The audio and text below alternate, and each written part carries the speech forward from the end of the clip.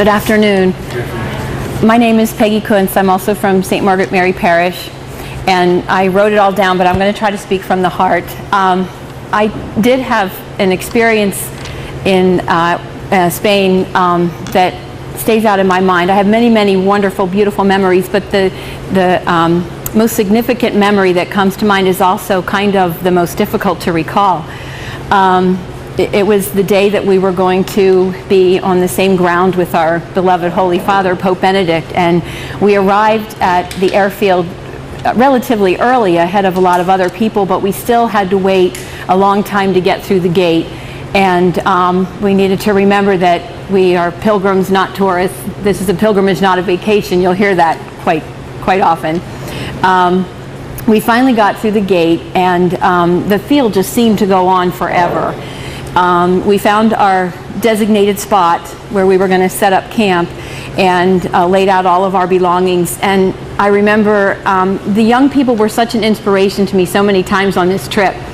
And they were just singing and dancing and jumping up and down, so full of joy and so excited that they were going to get to see, Pope Benedict. And in spite of, they were ignoring our leader, Mrs. Turner's warnings to stop it, be still, it's too hot. They just were so full of joy, they couldn't contain themselves.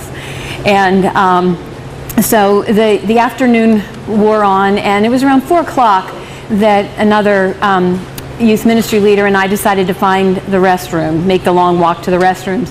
And there were so many people that sleeping bags and blankets were there was no space in between them even to walk. And it was difficult not to step on other people's belongings, but I tried. And in my efforts, I managed to fall on the knee that I had just had surgery on a month before. But she helped me up, and we continued on our way. And we finally found the line for the restroom, which was pretty far away. And we're making our way up in line, and then we hear the volunteers saying they were out of water. We could see that only a few stalls were still working. It was 4 o'clock in the afternoon. We were supposed to stay all night. And I felt fear. The tears started to come down, silent tears down my face, and I was afraid. And I remember seeing just throngs of people, a steady stream of people still coming in, and I thought, what are we going to do?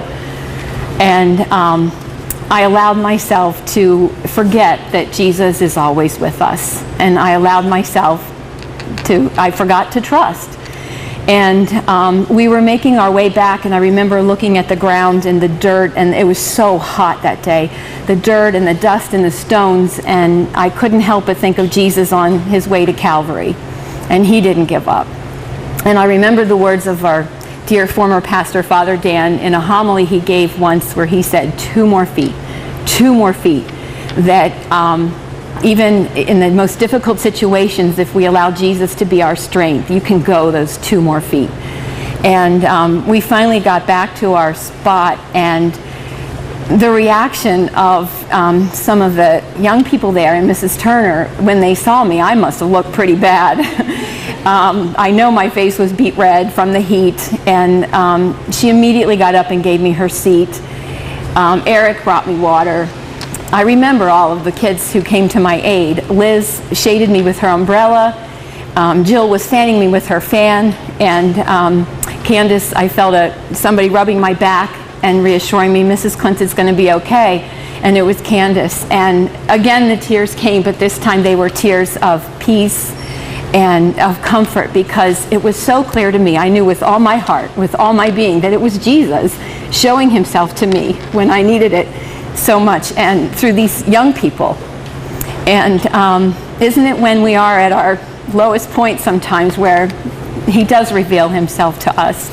And so it was shortly after that we got word from our wise bishop that he was calling everyone back to the hotels because he feared for our safety with the lack of water and everything. And I remember feeling just a tiny bit disappointed because I knew now everything was going to be okay, But I was mostly relieved, especially when our prayers were answered for relief from the heat when the sky opened up and just a downpour of water. So now all our belongings were soaking wet, and instead of being hot, we were chilly and wet. But we were able to stay for adoration, and I had to mention that it's one thing to get a group of young people riled up and excited and rowdy and loud, you know, but to get these millions of young people to drop on their knees in complete silence at the sight of our Lord in the Blessed Sacrament was just so powerful for me. And so I'm going to leave you with that image. And I will be praying for all of you for your safety and that you will be blessed as I was on my trip. Thank you.